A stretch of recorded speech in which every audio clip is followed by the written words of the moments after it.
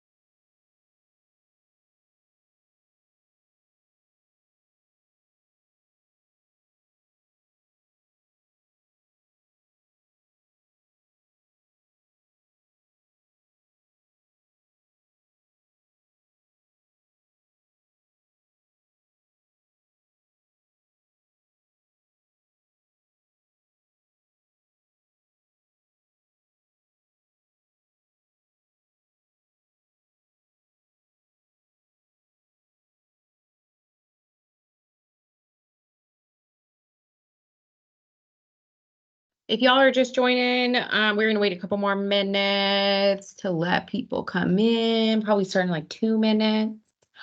But just some quick housekeeping items are up on the screen right now. If you have questions throughout the presentation, please utilize the Q&A feature. We are recording this. I will share it later on Canvas and Parent Square, and on the Student Services website.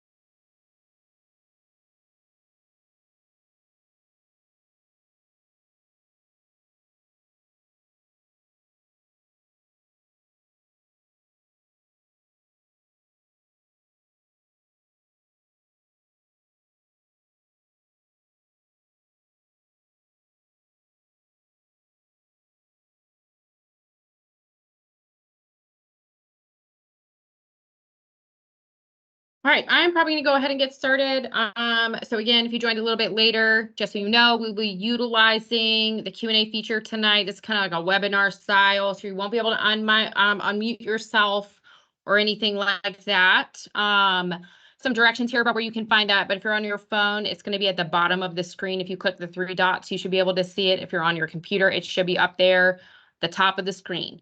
We are also recording the session, and it will be shared at a later date. So again, we are here to talk about preparing for the college application process. I am Julie Manseek. I'm one of the counselors here at Hough.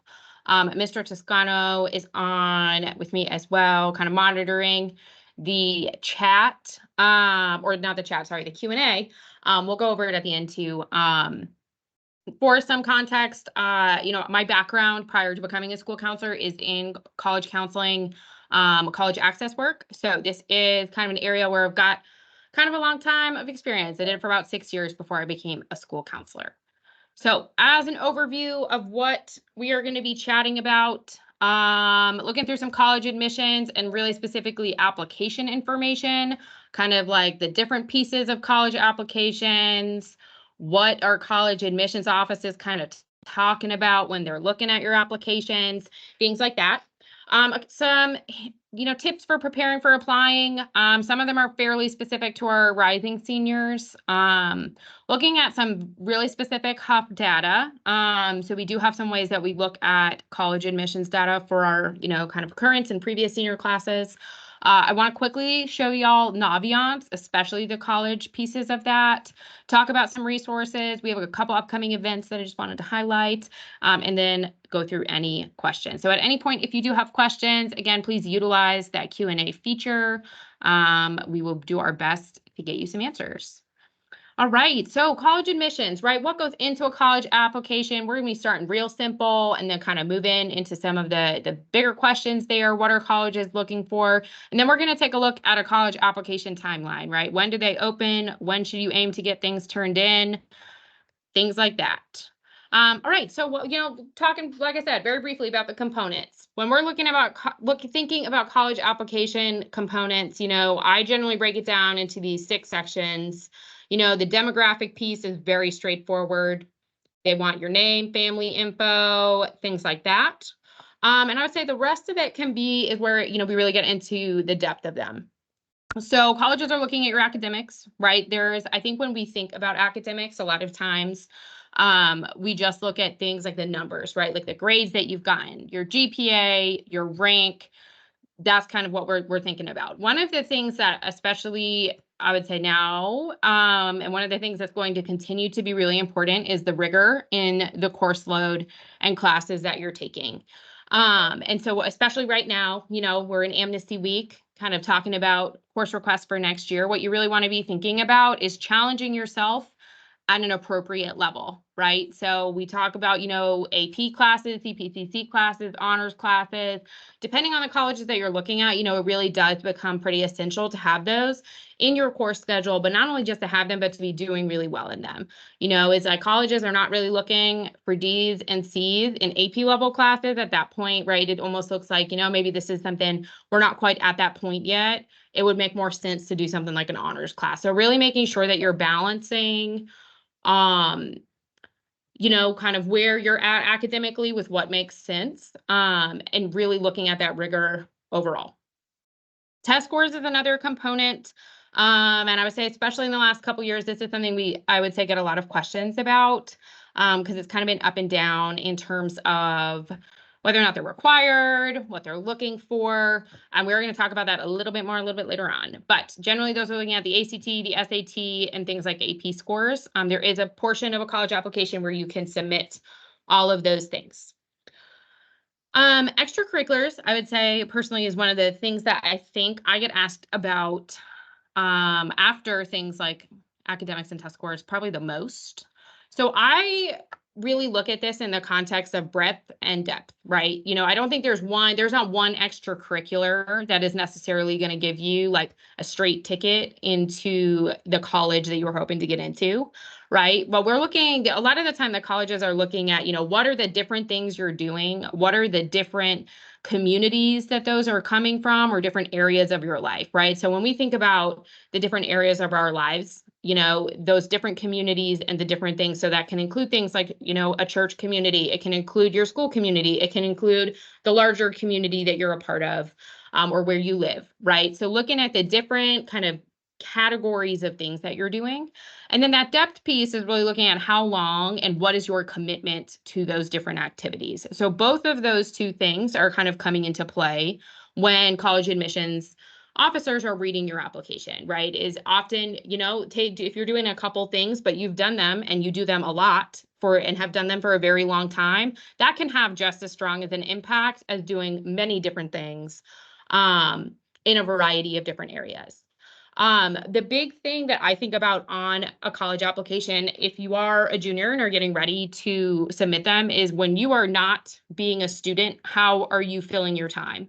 Right? And there's a lot of different things that you can put into that category. So that it can include the things that I think a lot of people think about, right? Like, I play sports, I work.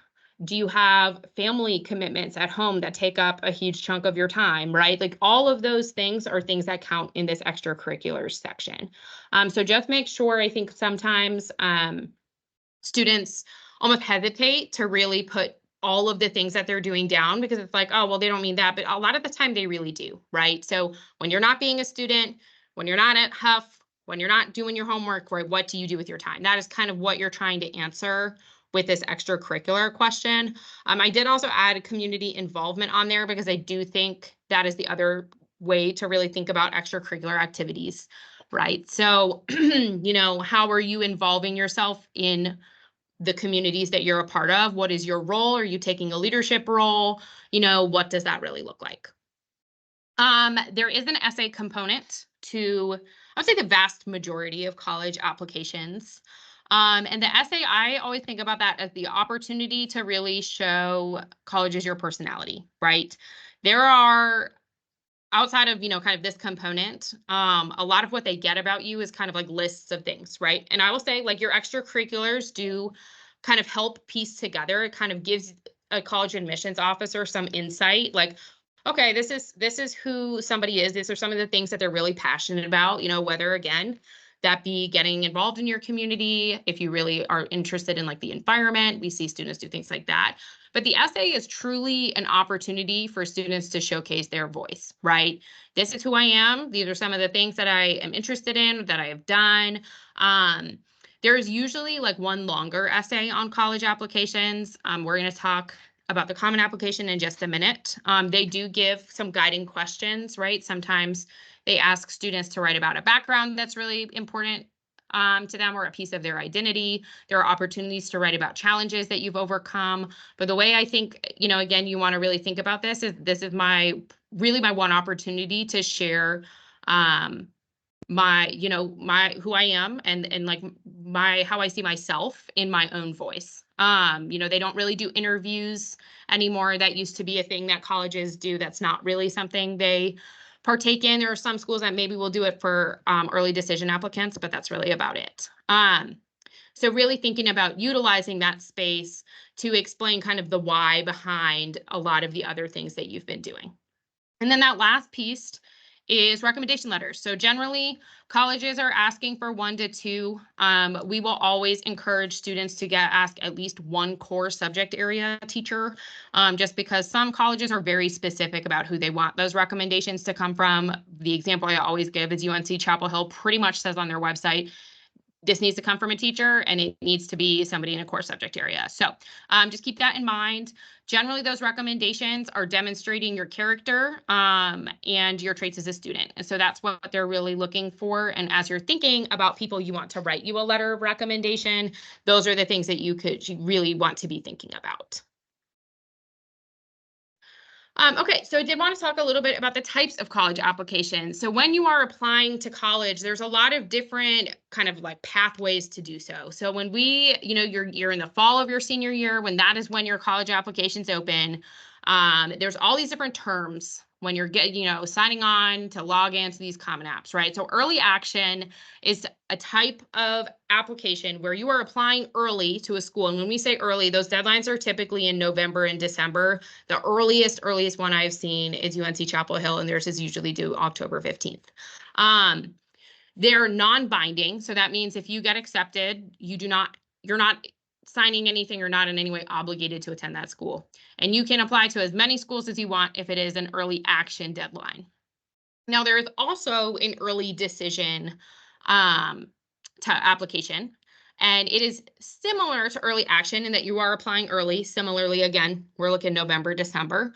The big difference is that it is binding if you are accepted. So you are applying, if this is a school that you're like 100%, this is where I'm going to go. Early decision can be a way to demonstrate that kind of interest. But if you get in, you're saying like, yeah, I'm coming. And so you are obligated. There is something you sign saying, if I get in, I will be attending. And so you are obligated to attend. You only apply to one school with this early decision plan. Generally speaking, the schools that you utilize early decision have a tendency to be private schools. Yeah, so like in our area and in North Carolina, that would include schools like Wake Forest and Davidson and Duke. I think some of the other big ones out of state, or those private schools out of state, do as well. There are some schools that utilize something called restrictive early action, which means if you are applying to any private schools, you can only apply early action to them. But with public schools, you can apply to as many as you want. The schools that have kind of moved towards restrictive early action are schools like Stanford, a huge chunk of the Ivy League, and things like that. The other type of college application, and one of the big ones we see, is regular decision, right? So that is just, those deadlines are usually anywhere from, I want to say January, like early January is the earliest you see, probably until, I think the latest one I've seen is towards the end of February. You typically get your admissions decision back in March. And it's often the final deadline to apply to a school. So with early action, right, you find out earlier than everybody else if you're going to get into that school, typically sometime in December or January. But with regular decision, you would be finding out later in March. And then the last type of college application we typically will see is something called rolling admissions. So what that means is the admissions office is making decisions about who they are accepting to attend as the applications are fully completed. So as soon as you fully complete and you hit that submit button, they will read and evaluate your application. Typically, you'll hear back from them, I would say usually in 2 weeks to about a month, depending on how long it takes them to process everything. When you're interested in a school that utilizes rolling admissions, it is always in your interest to get that application in as early as possible. And when you think about that, right, the reason for that is, again, they're making admissions decisions as they get them. So the earlier you apply, the more spaces are available.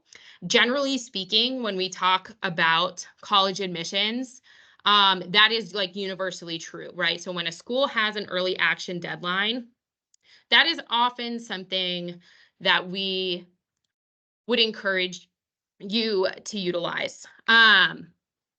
Just because, when you go and visit college campuses, a lot of the time they're going to tell you like there's no difference between early action and regular decision.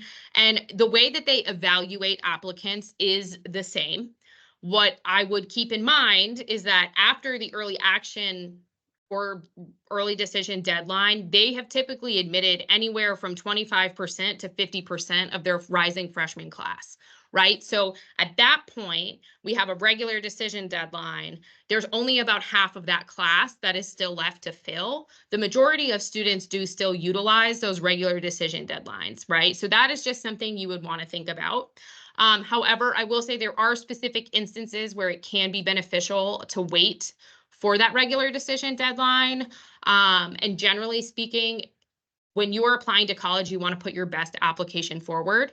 I have worked with students, right, where maybe there was a class that they needed to retake.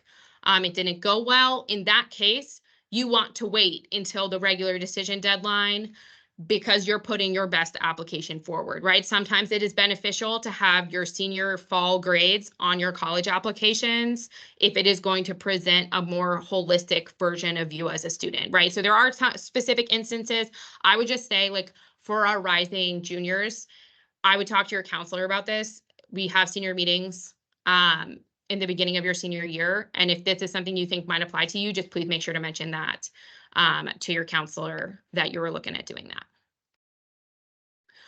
So the common application is pretty much the main way I would say students apply to college at this point in time. The common application is an application that has really significantly simplified the college application process. So there is one place that you input all of your basic application information, and you then send that off to multiple different colleges, right? So previously, when we were going through college applications, you would have to submit individual applications to each different school. What the common application kind of realizes is that a huge chunk of that information that you're submitting to individual schools is going to be the same, right? Like a lot of those categories that we talked about, each schools used to ask for all of them, and you would have to do it multiple times. Right. And so now, you just do it this one time. There is one kind of main section, and then the individual colleges that you're applying to have usually a smaller section that is specific to that institution. When we were talking about essays in the college application components section, one of the things that I said is there's like one longer essay. So the common application usually has one long essay. It's about 650 words. And when I say about, that is the absolute maximum, right? Which is not really more than a page. But each individual college often has a shorter, what we call supplemental question that students complete in addition to that longer essay. When we say shorter, they're only usually about 250 to maybe 350 words. A lot of the time, one of the main questions is, why do you want to come to our school? And what you want to think about with those specific supplements is just making sure you're fully answering the question with remembering that you have a very, very limited word count, right? So really making sure that you are being very careful about the word choice that you're using, and that you're making sure to fully answer the questions. So like I said, we're going to come back to testing policies because, when we're talking about testing, that is something that, previously and for the last several years, particularly during COVID, the vast majority of colleges made submitting test scores an optional part of applications, right? And the reason for that was that students did not have the opportunity to take those tests as they were not available, right? As of now, there is a really big mix of what schools have decided to do. There are some that are going back to using test scores. There are some that are staying test optional. The UNC system is one that I think we get asked about the most. And as of right now, they have not made a final decision about testing for the next application cycle. There are some things they're looking at. It has not been finalized. Once that is finalized, we will do what we can to convey said information. But that is just something to keep on your radar. All of our juniors did just take the March ACT. And, I will talk a little bit more about taking the ACT and SAT a little bit later. But just, to give some more examples in our specific area, Tennessee requires test scores. They've required test scores since we returned back from COVID. UGA looks at test scores. There are several Virginia schools look at test scores, whereas some of the other schools have remained test optional. And so just thinking about that as you are thinking about where you're wanting to apply, if you are someone whose testing is not a strong suit, those test optional schools can be a really, really solid option. But yeah, so that is something to keep in mind. I will say a lot of the private schools have remained test optional. That being said, Harvard did just announce that they're going back to requiring test scores. So we will see if that kind of remains to be seen. Wanted to give another quick UNC system update. One thing that is new this year is previously in the state of North Carolina, taking 2 years of foreign language was a requirement for admission to a UNC system school. It is now technically a recommendation. So the language, it is the recommended and not required. That being said, there are several schools within the UNC system that taking a foreign language, while it is not requirement, it will probably be something that that pretty much need to do. And the reason for that, I think of UNC Chapel Hill. They're a highly, highly competitive institution. I believe that, and I think we believe that they're going to want to continue to see that. And that if you don't have it, we're not going to, that would not be the reason you would not get in, but it is definitely not helping you either. And additionally, if you're or your student is applying or even remotely considering any out-of-state or private schools, they absolutely need to take 2 years of foreign language. This is a North Carolina specific requirement, and it is a North Carolina public school specific requirement, right? So this is not universal to all colleges. So just keep that in mind as you are thinking about course planning throughout high school, and particularly for next year. So I did want to talk a little bit about how colleges evaluate applications. So for some additional context, my husband is an admissions counselor at Davidson College, something I do have a little bit of insight into as well through that connection. But generally speaking, when we think about applying to college, right, when we talk to students, we're like, we want you to look at finding a school that's a good fit for you. When I think about how admissions officers are reading applications, they're also kind of doing the same thing, but on their end, right? If they're trying to identify students that are a good fit for their institution, right? So some of the things they're thinking about, right, is how do different students add to a college community? What skills, experiences, passions, and interests are they bringing to campus? Are students academically prepared, and will they succeed in the classroom on this campus, right? And so all of those things are things that they're really looking at when they're reading your application, right? So a lot of schools do look at very holistically at students. It is not just like these are your grades and these are your test scores and the answer is yes or no, right? It is really looking at this kind of whole picture about what's going on, what kind of things are you doing? Are you taking advantage of the opportunities you have? Things like that. And so on that note, I think sometimes when I work with students and families, we think about this as like we're competing with other students and other who go to completely different schools. And I would say that like sometimes depending on the school, there might be an extent. They're not really going to be sitting there being looking, right? Like I've got student A and I have student B and we're going to take student A. It's not like, the direct comparison isn't really there. They are often looking for every reason to admit a student to their institution. But they are considering students within the specific context, right? So at Hough High School, when we're looking academically speaking, are you taking advantage of the academic opportunities that we have here, right? Hough offers, I think it's 28 AP classes, right? We have a huge number of honors classes. We have dual enrollment classes, right? Your opportunities for taking rigor and adding rigor into your schedule are pretty vast, right? They want to see you taking the advantage. Now, nobody's asking you to take 28 APs, right? That would be absolutely insane. And they very much understand that. What they want to see, though, is that you are challenging yourself at the appropriate level in every subject area, right? So for example, if you are, say English class, right? You're typically an A student. We take honors English. You're still getting A's. We start offering AP Lang in junior year. You want to take AP Lang, right? Generally speaking, that is what it kind of makes sense to do when we've seen you be really successful in those classes. The next logical step is that you would take that high level class. They can see when students are trying to take an easy way, maybe, limiting some of the stress and like, we get that too, right? We don't want to get to a point where it is overwhelming, right? And that is where we get to the appropriate level of challenge, right? And really making sure that we think through that and what that looks like for each individual student. There are some specifics that do vary from school to school. For example, colleges do have institutional priorities, right? So when I say institutional priorities, 1 year a college might be looking for a saxophone player from a really rural part of a specific state, right? And sometimes they get a saxophone player from a really rural part of a specific state who happens to apply. That is what they're looking for. That student has pretty good odds of getting in, right?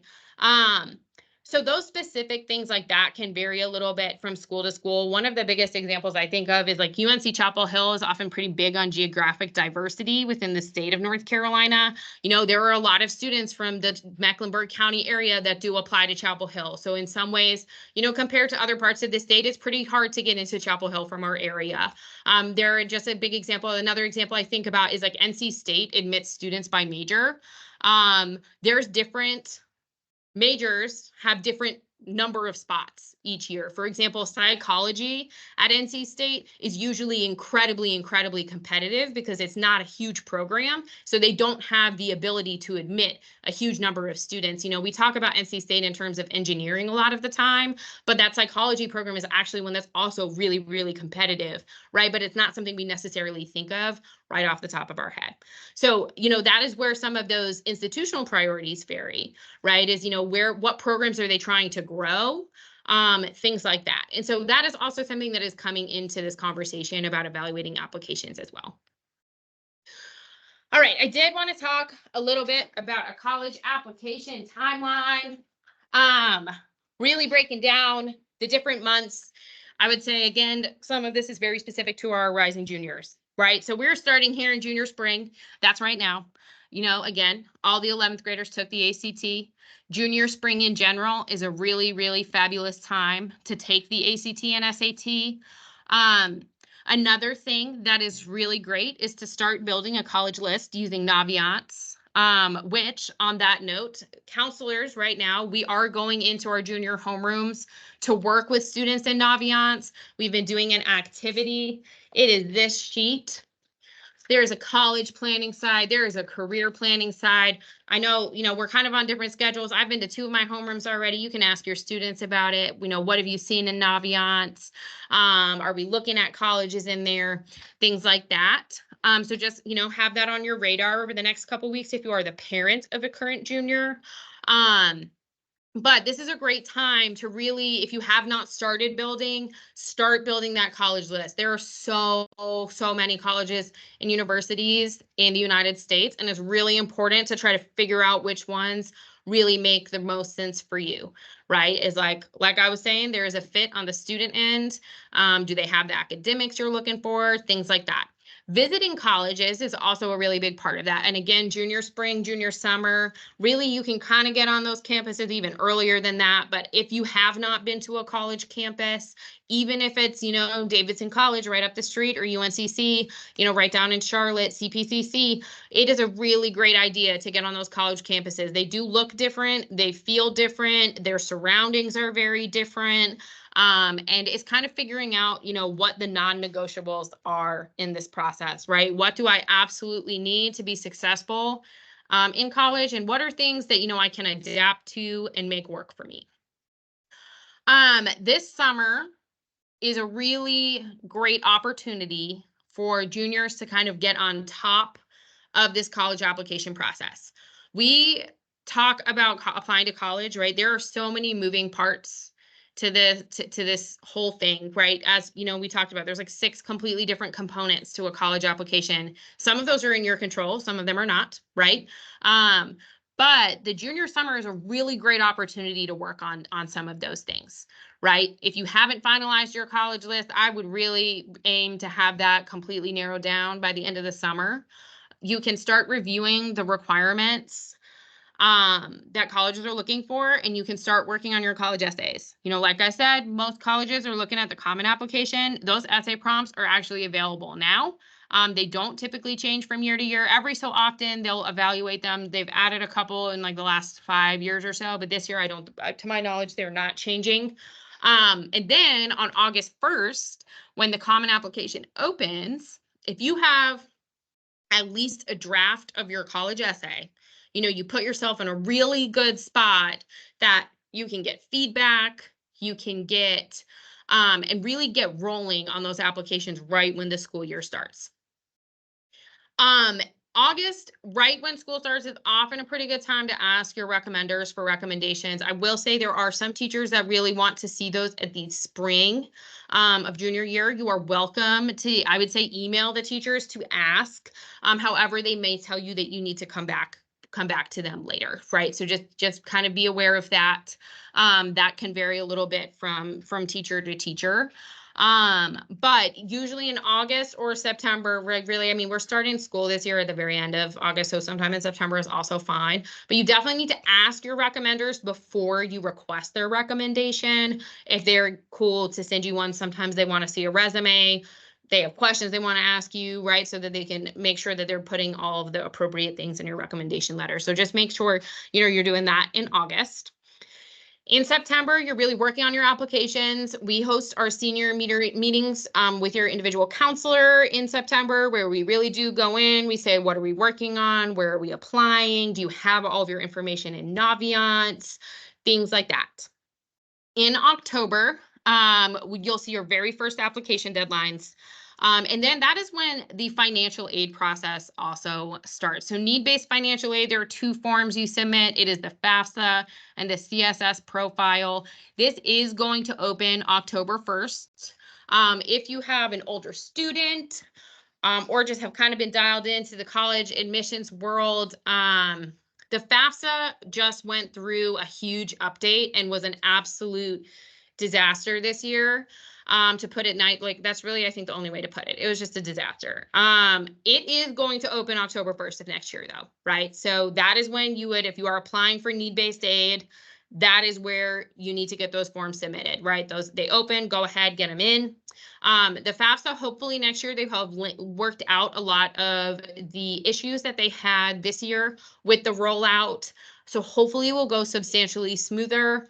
I want to be able to offer you a guarantee there, and I definitely don't have that. So generally speaking, though, October 1st, if you're applying for need-based aid, that is when you want to start that process. Once we hit November, most early action deadlines are in November and December, right? So November 1 is a huge deadline. I would say the vast majority, especially of our UNC system schools, their deadlines are their very first deadline is November 1st, right? So again, we start school pretty much at the very early September, technically it's the last week of August, but pretty much, and then November 1, that's due. So that's really not a big time frame to get a lot of this stuff done, in addition to getting all your classwork done, if you're involved in extracurriculars and have a leadership role, right? So that's really where, again, working ahead in this process can make your senior fall just so much easier for you as you are kind of thinking about what senior year looks like. December to January, you typically start to see your early action decisions. The earliest ones typically will come out in December, like mid-December, sometimes right before winter break. The later ones come out at the end of January. You want to continue working on applications. I put college-specific scholarships in December. Really, in general, if you want to apply for merit-based scholarships throughout the entirety of the fall, the college-specific ones often have deadlines throughout the fall. So that is something, you just want to be aware of. The financial aid and scholarship process kind of runs, I would say, parallel. Really, it's almost on top. They're really concurrent. These are concurrent processes, right? Running kind of at the same time, which is, again, where if we can get this college application stuff done, you can then turn your focus to things like scholarships and financial aid. If I have not said that, enough times. But those college-specific scholarships, sometimes you need to wait to hear back from a school. So for example, at UNC Charlotte, their college-specific scholarship application doesn't open until you hear back from an early action deadline. And so that will typically be in December. That's when you would get access to that application. You would submit it and you would be eligible for college-based scholarships. There are some schools, though, like App State, who their scholarship portal is within, after you apply, their first early action deadline is November 1st. After you apply, you get access, I think it's called a My Mountaineer portal or something along those lines. You get access to the scholarship application. And so once you're in that scholarship application, you can go ahead and submit them. Their deadline is typically in the middle of December, right? So that's where it's, paying attention to those different nuances between the different colleges you're looking at would be really important. In January, we kind of get the last of those EA decisions, which is, again, that's early action, those regular decision deadlines. January 1st is a big one. January 15th is a big one. And then I'd say February 1st is another one I see a lot.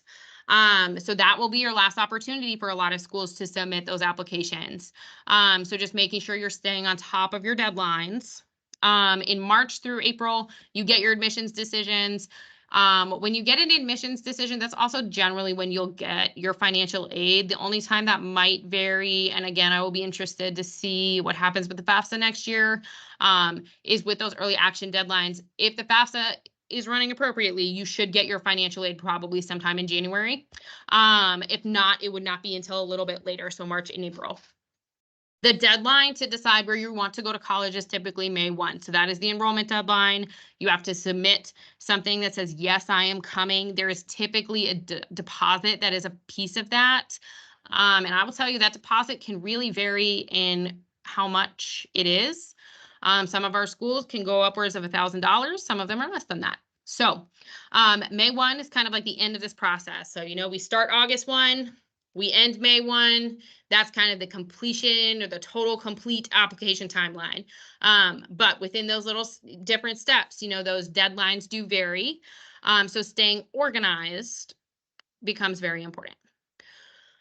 So like I said, I did want to talk a little bit about preparing for applying, right? So what are things that we can do now? And then some of these things I would say are relevant regardless of what grade level your student is in or you are in. So right now, again, college visits, try to get on those campuses.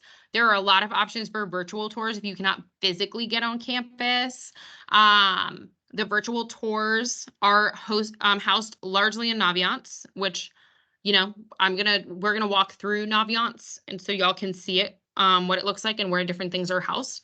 And then college reps do come and visit us here at Hough, especially in the fall. We've had some this semester as well, but you can sign up to speak to them in Naviance. One of the things I always like to talk about is, depending on the school, that might be the person that's reading your application, right? And there are some schools, so I'm going to give the example of Elon. Elon is a school that really, really wants to know that you are interested in attending. Attending a college rep visit is a really great way to demonstrate your interest in that specific school, right? So if that is the school you're interested in and Elon comes to visit, you should be at that college rep visit, right? And, you know, we did have some students that was their direct feedback from the admissions office is, you know, we really care about your demonstrated interest. And if they don't really see it, then, you know, you might get deferred or potentially waitlisted, right? The other thing that in junior year is really, really good to do is to really start working on that college list. So when we talk about like the anatomy of a college list, you want to have some reach schools, you want to have some match schools, and you want to have some safety schools. So when we look at those different terms, what you're thinking about is how do your academics line up with the middle 50% of admitted students, right? So that is your GPA, and if they require test scores, that is your test scores. And if you were looking at like, they usually have it listed on their website. The middle 50% is the average that they'll put on an admissions website, right? And if you're in that middle 50%, typically that's a school we can think of as a match school.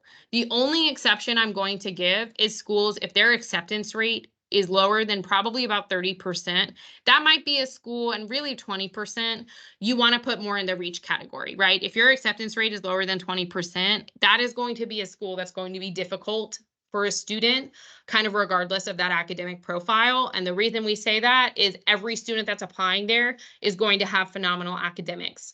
So when you're looking at schools with those lower acceptance rates, a lot of time that's where those other pieces of your college application are really going to need to shine, right? Like your essays, your extracurriculars, things like that. A match school, again, you're kind of in that middle 50%. You want to look at that acceptance rate that's somewhere probably in the 30 to even like 60, 50% range, right? Where that's a school that, you know, you'll probably get in, but it really could go either way. You know, it might go the way we don't want, but, you know, the likelihood is that you'll probably get in, right? That's why we call it a match. You know, you match, you know, your academics, things like that. And then we got your safety schools, right? Which those are schools that we do feel very confident that you'll get accepted to. You are either way above that middle 50%. You know, their acceptance rate is higher. Like those are just schools that we feel very confident that you'll get into.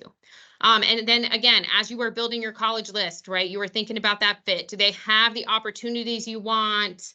Do they have the academic programs, the extracurriculars?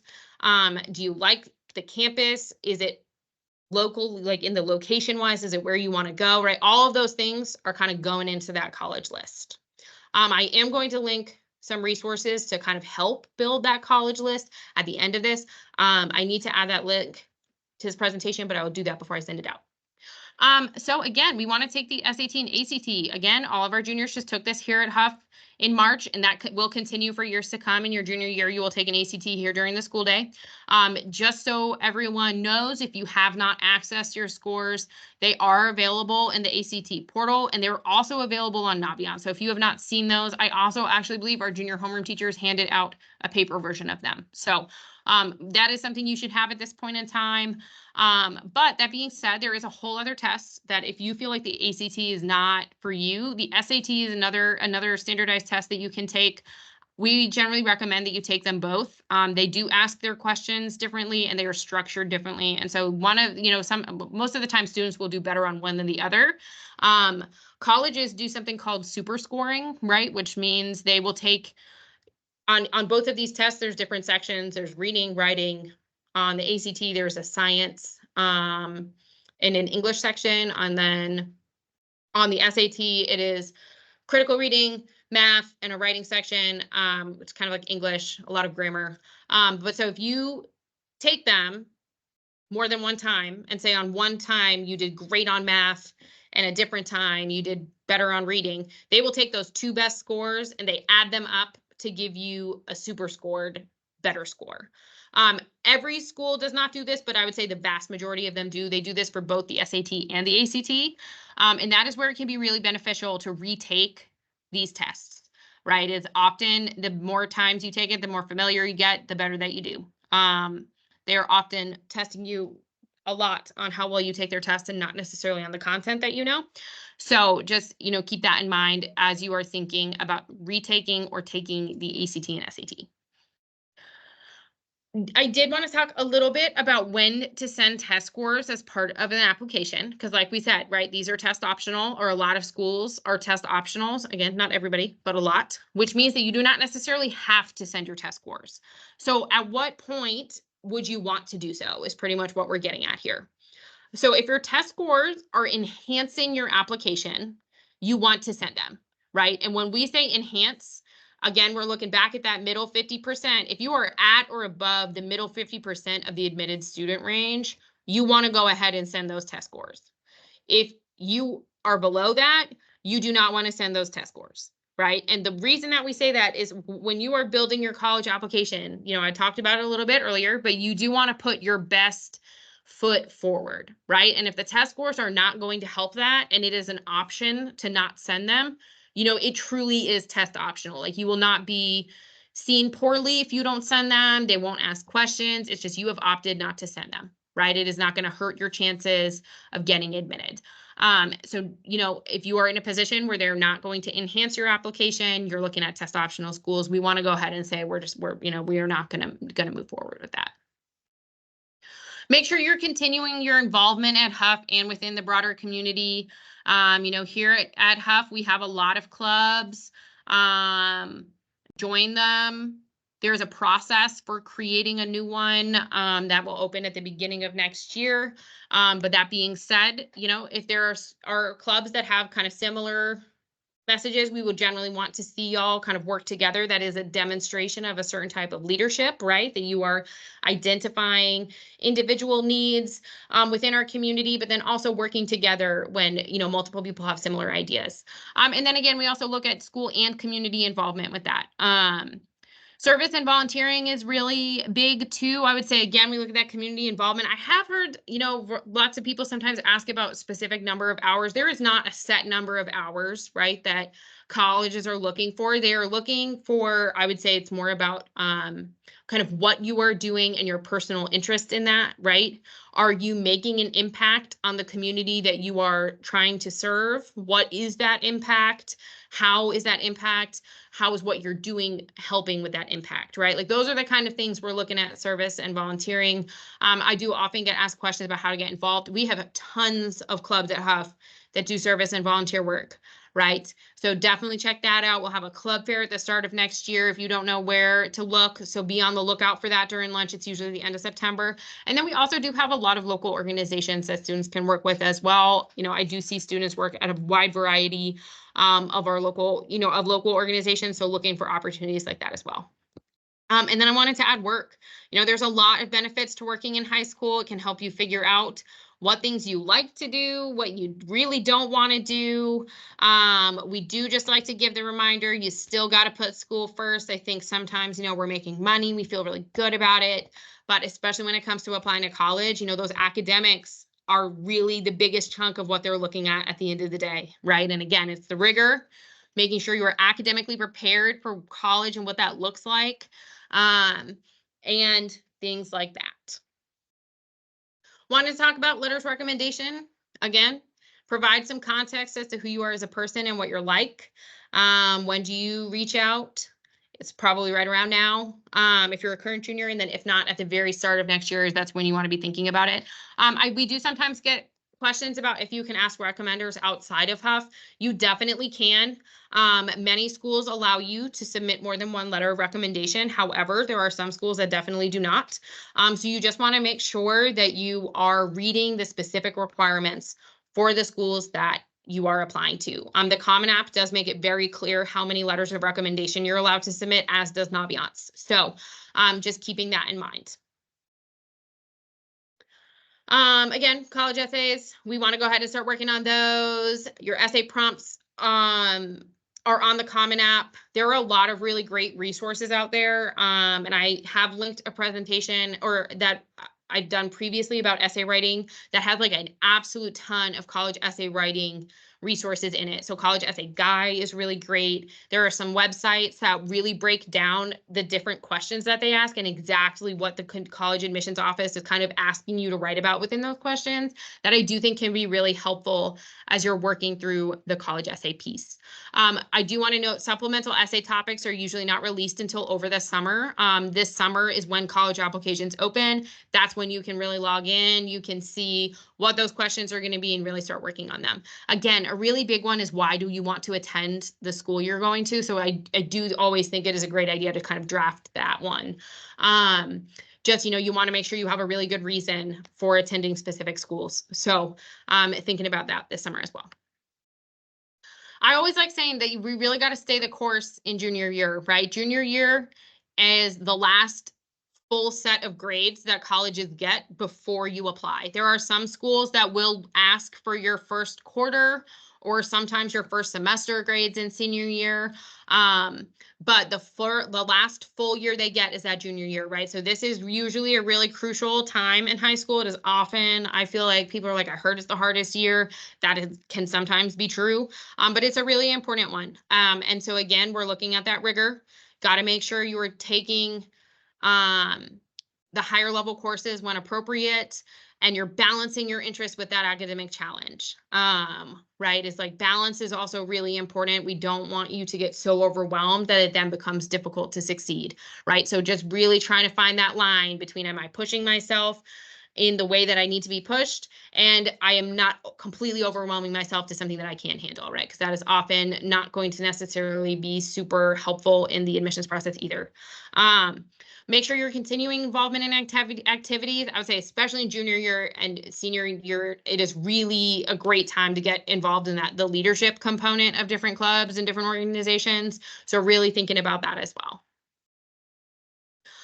Just some quick tips for senior year. Make sure you're staying organized. There are so many moving pieces in this process. When you can, it is really helpful to work ahead and don't slack off, right? Colleges look at your mid-year grades. They really do. They ask us. We send a mid-year transcript every year. It does not happen often, but we do tell people if you absolutely bomb all your senior year classes, right, they can take away your admission. So just, making sure that you are thinking about that. And then the big one I wanted to highlight is because, senior year, it's the first year students can have early release in their schedule. But something we always like to remind you is that colleges do not necessarily love to see it, right? And it depends drastically on the schools that you're looking at. But senior year is really not the time to step on the brakes. College and college classes are harder than what we're doing here in high school. When we're thinking about senior year, you are preparing yourself for your freshman year of college, right? What classes can I take now that are going to prepare me for what that is going to look like? So the example I really like to give is, in North Carolina, you have to have 3 science classes, right? Earth, environmental science, biology, and then either physics, physical science, or chemistry. But if you're taking engineering, if you're trying to go engineering, you have not taken a physics class in high school, it is a really, really, really good idea to try to take one of those in senior year if you have not. Because, you are going to have to take physics when you go to school for engineering. And it's a lot easier to do that at Hough, where it is a smaller class than if, say, you're at NC State or sitting in a lecture hall with like 300 people. So think those are the kind of things that we're thinking about for senior year. Again, it's amnesty week. So if, you're working with your current junior and you log in and we see, all kinds of things, and it really does not necessarily align with that the colleges they're looking at, this would be the time to think about making some of those changes. But yeah, so that is one that we definitely always encourage students to really think about. Is again, not every school loves to see it. There are some schools that are fine. We did talk about this in our registration meetings with a lot of our juniors when we asked them what they were looking at, but this is also something to think about. And then one thing I did want to note in this last portion of this section, there are so many different pathways to get to an end goal, and there's not necessarily one right way to do that. It is going to look different for every student, and each of those pathways has a lot of value to it. They're not necessarily better or worse. And more often than not, this process really does end up working in a way that is best for your student, right? So just keeping that in mind as we move through the college application process, there is a lot of pressure put on this process. And so it's just making sure to find that balance of really being very supportive, of encouraging students in what they're looking for. And then also, making sure that everything is getting done and everything like that. Okay, I did want to talk about some very Hough specific data. So we have a system that we as counselors have access to called Slate, where we get direct admissions data from colleges and universities that our students have applied to, and we get their admissions decision. So we can see whether or not they were accepted.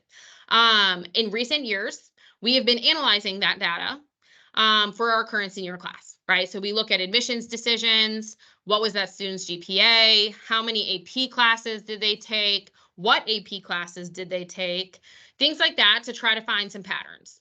I want to give this the caveat that we do not get data back from every school, but we do get data back from schools that we have a lot of students who apply to. When I was talking about earlier with contextual, the context in which students are existing and it being where college admissions officers are kind of comparing that, really that's where the comparison is coming from and how they're being considered. This is the kind of stuff that I think can be helpful to see. Right. So I wanted to give you some acceptance stats for some of our popular schools. So this year, the average weighted GPA for a student who got into UNC Chapel Hill was a 4.49. They took an average of 8.71 AP courses and an average of 2.11 CPCC courses. For North Carolina State, it was an average weighted GPA of 4.37. An average number of AP courses was 7.09. The average number of CPCC courses was 1.77. For App State, our average weighted GPA was a 3.94. The average number of AP courses was a 5.125. And then average number of CPCC courses was a 1.67. Right? So these are just to kind of give you some insight into when you're coming out of Hough, right? This is kind of the students that are typically getting in. Right? When we look at general admissions data, on a college website, these numbers might not line up exactly with what's on there. Right. But what we want to remember is that you're in the context of your school. And so these are some of the things that we're looking at. I did link some of this data. One of the things that I like about it, I'm going to try to open this and see. I hope that you can still see the screen, but is we did go through and look at what classes people have taken and what the admissions decisions were. One of the big ones that we often talk about, and because again, we're making this plan, we're kind of long-term planning here, is what classes are going to be beneficial? What do they like to see? So Chapel Hill, they really love seeing these AP Englishes, right? Now, can you get admitted without the AP Englishes? You can. Right? However, if you look on this spreadsheet, it really is not that common, right? Most of the time, the students that are getting in to schools like Chapel Hill, NC State, it can vary a little bit more. And one of the things I did want to note with that NC State data is, again, NC State admits by major. Their most competitive majors are their STEM fields, right? So getting into engineering and getting into like elementary education is not necessarily the same. Right. But just things that you want to think about, right? Is like what students are getting in, what programs are they looking at? We did include how many years of foreign language. Again, that is a recommendation now, but most of our students that are getting in have had at least one or two, or, again, at Chapel Hill, it actually is typically above 3 years of foreign language that we see typically get in. So I do think this data can be helpful. It is linked on this slide. And then I'm hoping that this brought me back to my presentation. And Mike, if you cannot see this, Mr. Toscano, please let me know. Okay, so I did want to demonstrate Naviance. Just so everyone can see it. So Naviance is a platform that we at Hough High School, every student has access to this. They access it through their CMS Launchpad.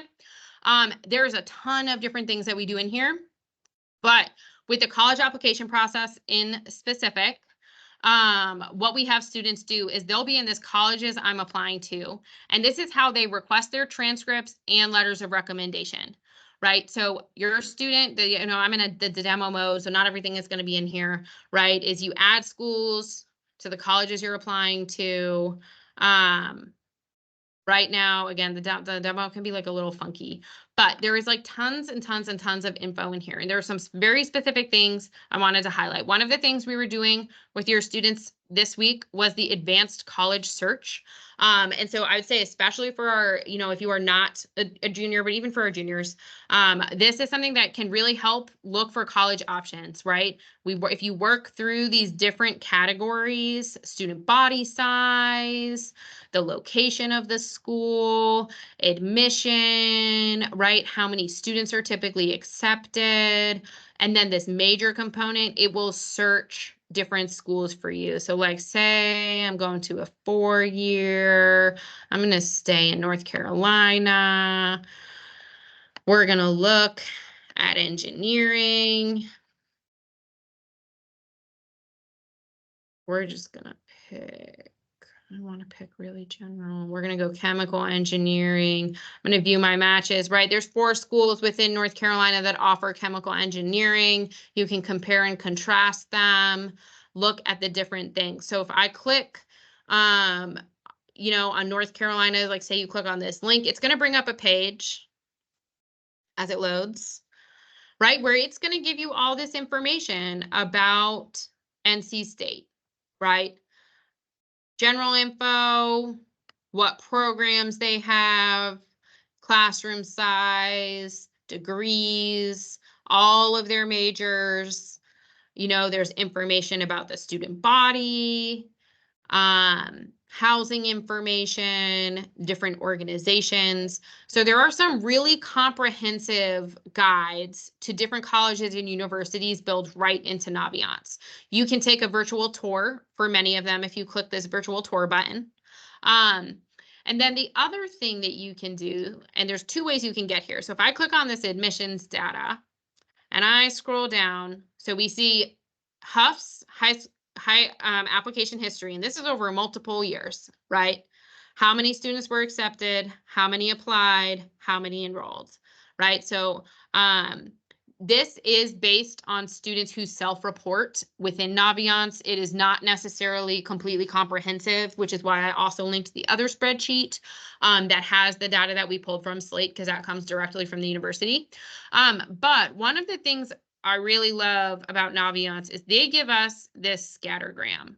So when you have a test score and a GPA in Naviance, what it will do is give you, there's a little icon, which again, this is the demo, so it's not going to have anything in it, but it's going to place you on this scattergram and will kind of give you an idea of compared to students from Hough, how likely are you to get accepted, right? So if I'm, here's my little cursor, right? If I was kind of like down in this category, this school would be more of a reach for me, right? I'm kind of more in that area where students are getting waitlisted, maybe denied. It's probably more of a reach is what you want to think about. When you're up here in the green, surrounded by mostly green checks, I would say you might consider it more of a match. The one time where NC State, again, can get tricky is within those specific major programs. But, there's other schools, when you're looking at all of the different schools, they all have those scattergrams. And so again, you can click on the school, go to admissions, really get an idea of what schools you have a really good chance of getting admitted to under this admissions tab. The other way that you can get to that screen, because we really do like for students to kind of look at that, get an idea of, is this going to be a little bit more of a reach? Is it more of a match? Kind of where am I at? Is if you hit this more button, you can click right here on scattergrams. And again, I'm in the advanced college search. You get there by clicking on colleges under this find your fit advanced college search. So once students are in here and they have schools on here, you can manage your transcripts. I have, for example, I'm pretty sure I just have Georgia Southern in here, randomly added, that random school. There you can put schools on here as colleges I'm thinking about. If I add a college, I give it a little heart. You know, it's going to go on this list. I can favorite them, right? Things like that. If you would like to attend one of the college visits, you can get there here on this college visit screen. It is also on the home page. Which again, we don't really have any coming up right now, but it will typically come up under this What's New button, which is something you can register for. Most of our college visits happen during advisory in the media center. You do have to register for them ahead of time, so just kind of keeping that in mind.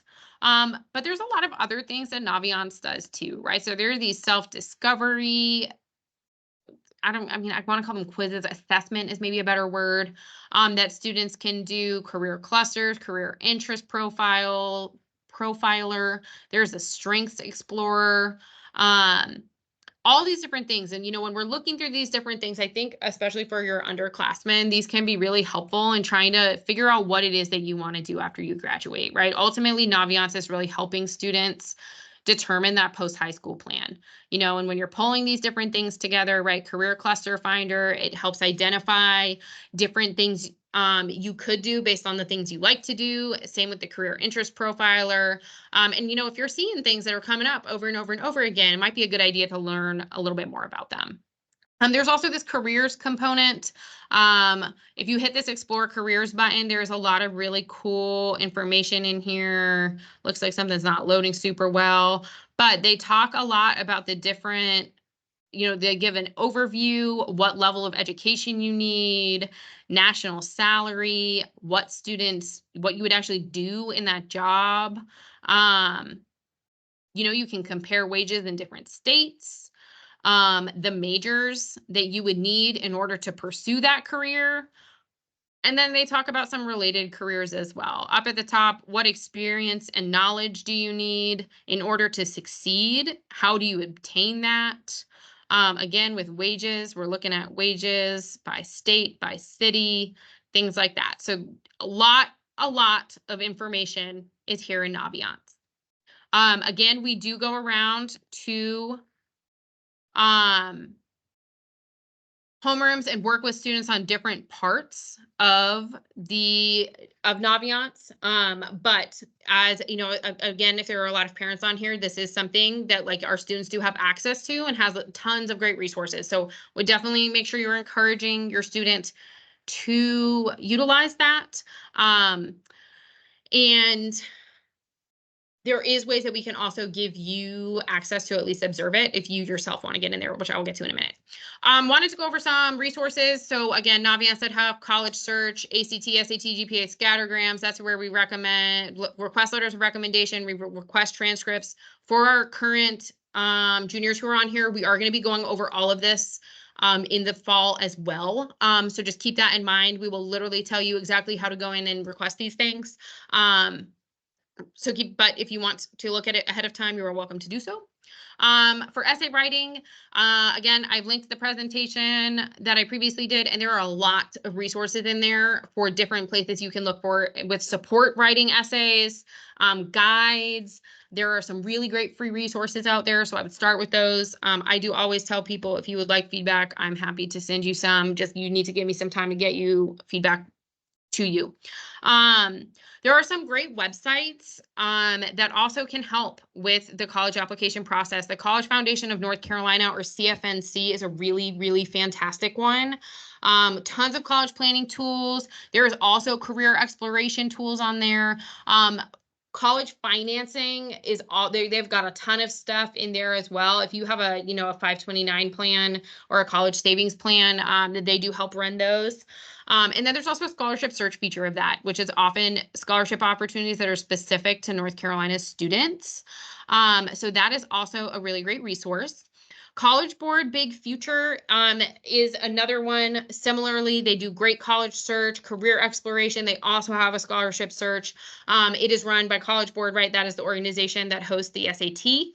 So both of those just have tons and tons and tons of information on them. I will say in senior year, North Carolina does host a week called College Application Week, where some, but not all, North Carolina schools are free to apply to for North Carolina students. That is usually hosted on the College of CFNC website. We will send out more information about that next year, though. Okay, I did want to put this screen up. If you as a parent would like to request access to Naviance, please complete this Google form. You can use this QR code. You can use the bit.ly right there. I'm going to leave it up for a second so that you can do that. But again, you cannot actually, as a parent, it's kind of like in Canvas, if you're an observer, you can't really do anything, but you can see the different things, right? So you can see the career resource tools, you can see the college resource tools, just kind of helps you kind of see what's going on in there. And again, we really do think there's just a lot of really, really great tools in there. And especially when it comes to college search options, trying to figure out what makes sense for you, it really is a great resource. I'm going to go into the next slide. Quickly want to highlight some upcoming events. I did talk a little bit about the rigor of a schedule, what that can really look like. It is Amnesty Week this week. So this is students' last opportunity to request changes to their schedule requests for next school year. We will not be making schedule changes in the fall. So we want our students right now to log into PowerSchool. Many of them have already done this. And if you are a student on here and have not done this, please do so. But we want these students to be doing this. And we'll ask them to fill out this Google form. A couple notes. Make sure you have some alternates. As a rising junior, you still must have 8 courses in your schedule. That would include CPCC holds and early release holds.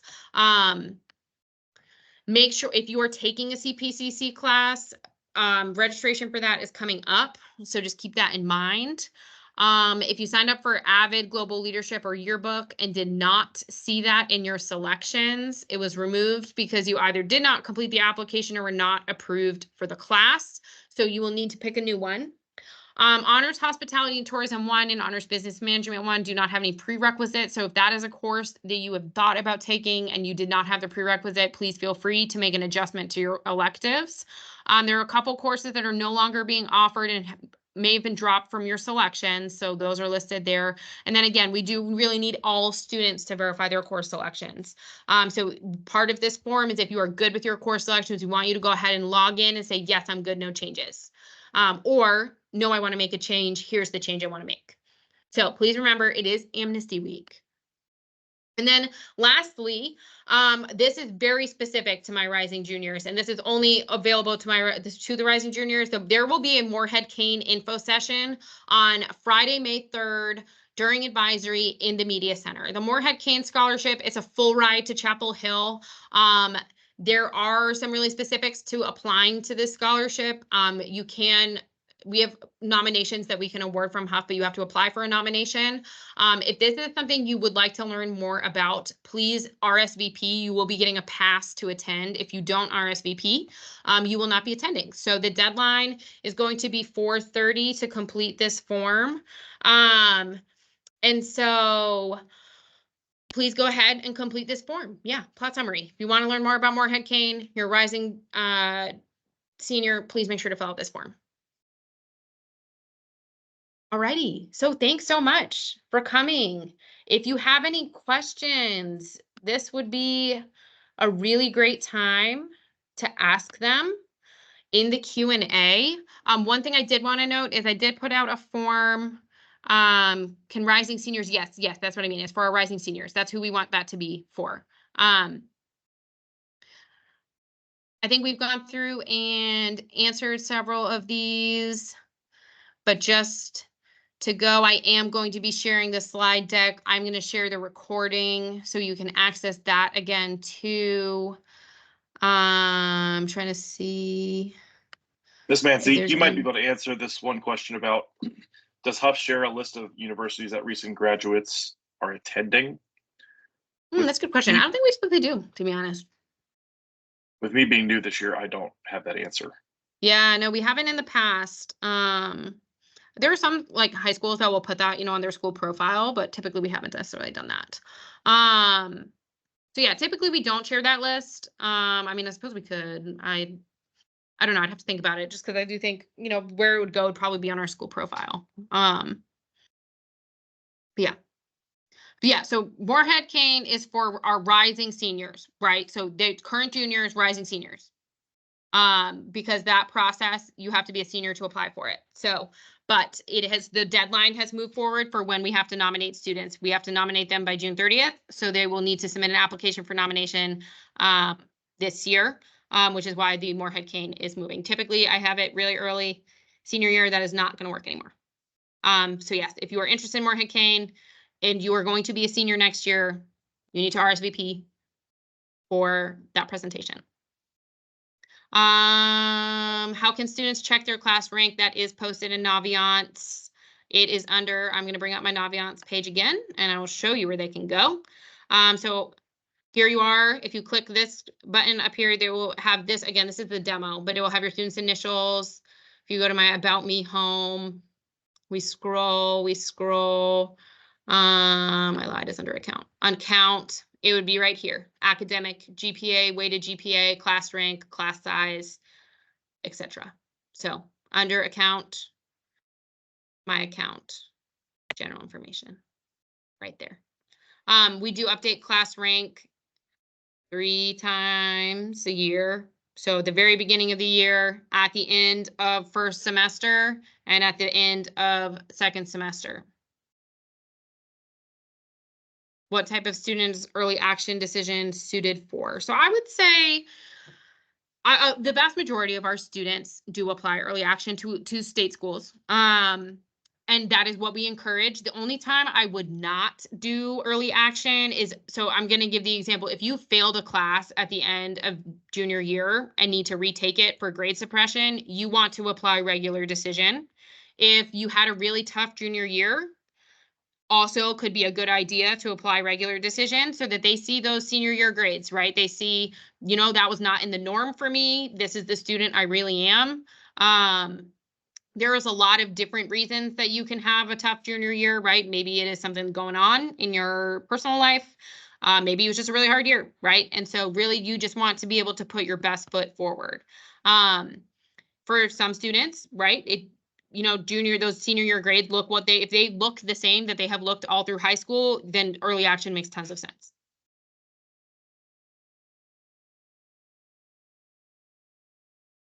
I will be sending out the presentation link. I am going to be sending out the recording as well, but it's probably not gonna be today. I'll probably send it out tomorrow morning. I do get, if you registered for this session, I do get a list of emails. I'll probably email it out that way as well. Does ASL count for foreign language requirement? That can vary a little bit from school to school, but generally speaking, the answer is yes. Any recs on which elective students should take at Hough? I would say that varies a lot from student to student. Specific interest, you really want to think about those interests. I think the electives can be a really awesome opportunity to explore things, learn more about different subject areas. But yeah, I would say that's going to be more of an individual student decision and the things that they're interested in general.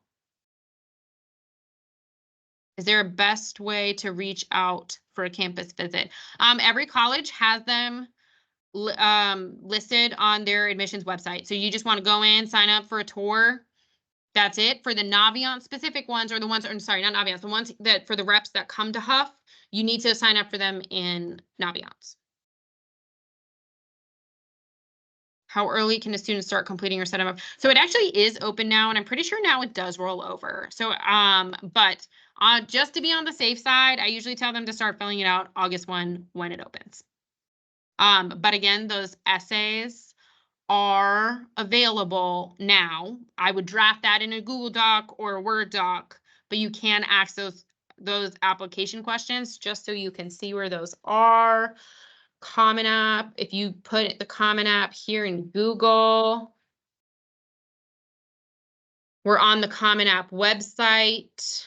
Apply to college, essay prompts. Here they are. The essay prompts are right here, right? You can see them.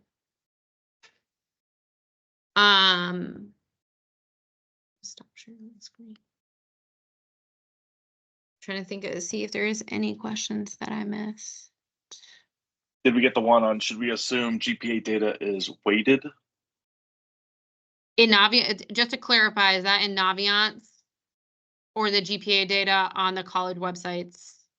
I would say generally speaking, they specify. They often will post both a weighted and unweighted GPA. If it is above a 4.0 though, that is always weighted. Versus unweighted would be the only thing that would, generally speaking, would be unweighted. But they'll probably clarify. Okay, in general on college websites, yeah, they'll probably post both of them, to be honest with you. But if it's above a 4.0, that means it's a weighted GPA. And I do want to note, actually, on that note, there are a lot of colleges too. Is like one thing is we think about how Hough calculates our GPA. Most colleges actually end up doing a GPA recalculation, right? So they calculate it again on their own. That means so Tennessee is actually a really interesting example of that. Tennessee, when students are applying, they get access to a portal. There's something they have to submit through there, but they'll show them their recalculated GPA. So, and the reason they do that is that different schools weight things completely differently, right? So here at Hough, AP classes get you a full additional point. Honors class gets a half additional point. There are some schools that don't weight at all. There are some schools that do more than that, right? And so they do that to kind of normalize so that when you're looking at different GPAs, you get an idea of what that really means. It needs to be, so just keep that in mind too, as students are applying, as they are probably going to recalculate. Does Common App have to be set up? You absolutely should do that with a personal email. And here's the reason. Your school email cannot get emails directly from the Common App. If you forget your password, you will not have a way to reset it, or you're going to have to call them. So use a personal email. I also do typically encourage students to set up a completely new personal email completely for the college application process.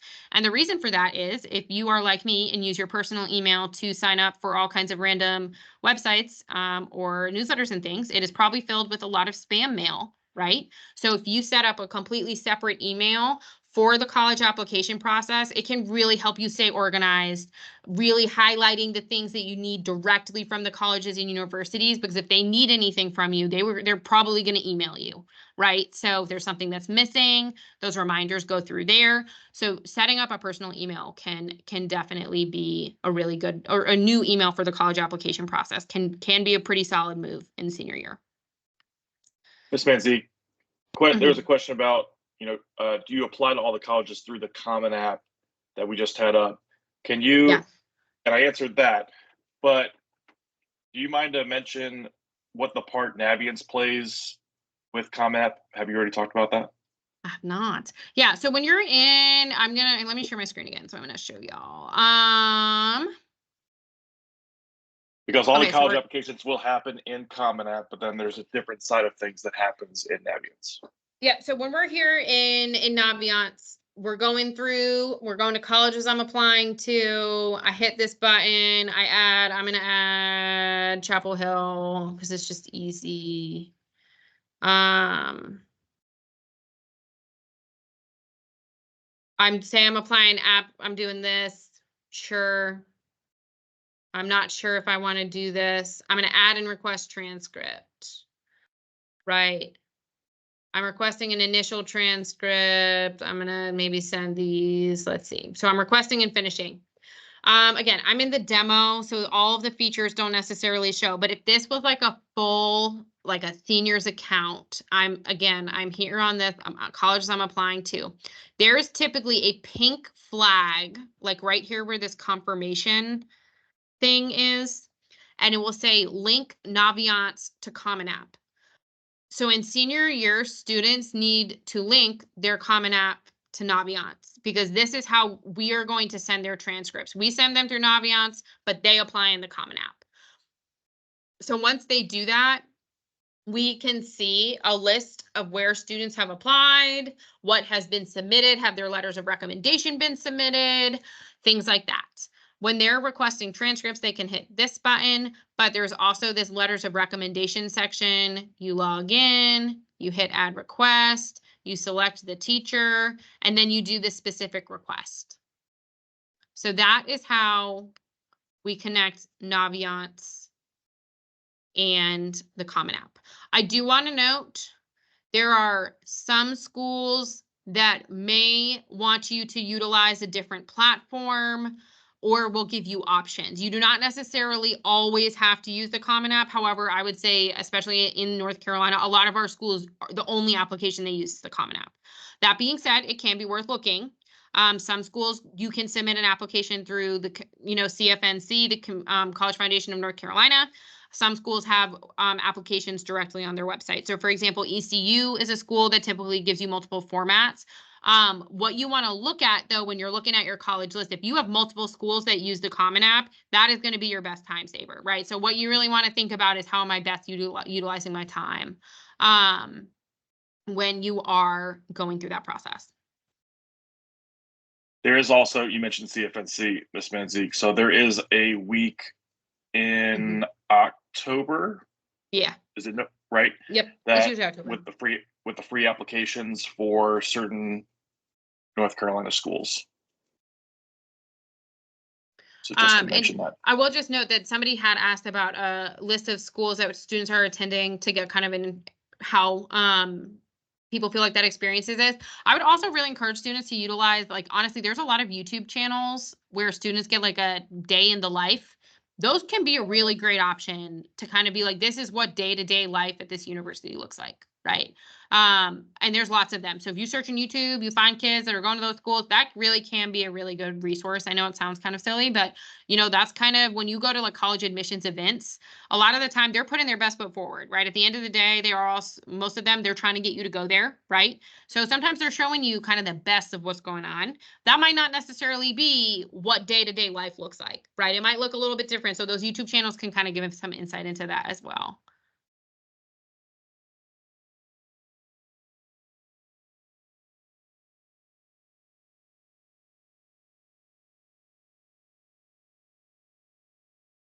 Any advantage to applying through a school's portal versus the Common App? I don't know of one. Nope, there is no advantage. It is all the same. It's really just what's going to save you the most time at the end of the day. Is what I will say for us as counselors, Common App is probably the easiest because it links with Naviance, and we're able to send transcripts very seamlessly when it comes to the end of the year. So I think a little selfish part there, that's probably a little easier for us.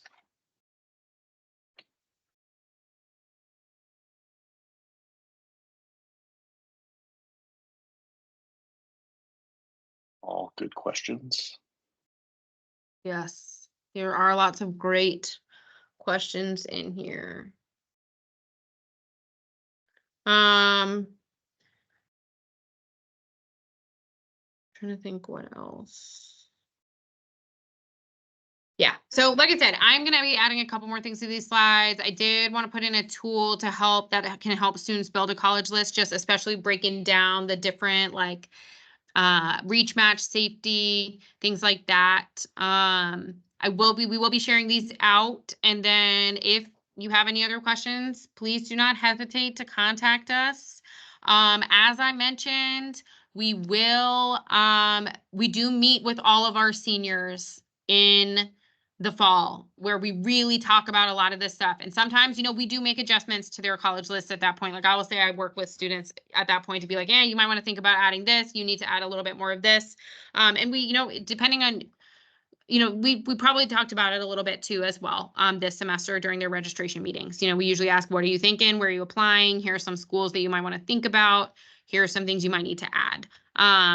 Especially when in that like reach match safety category, just to really make sure they've got options. Because at the end of the day, we want students to be deciding between multiple options. We want them to get to pick rather than having to go somewhere that maybe wasn't their best choice, right? So, yes, they meet with your counselor, their school counselor, whoever's assigned typically in that fall meeting.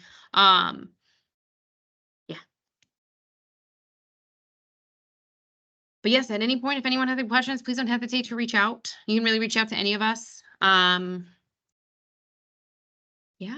And thank you so much for coming. We really appreciate your support. And we hope you have a great evening.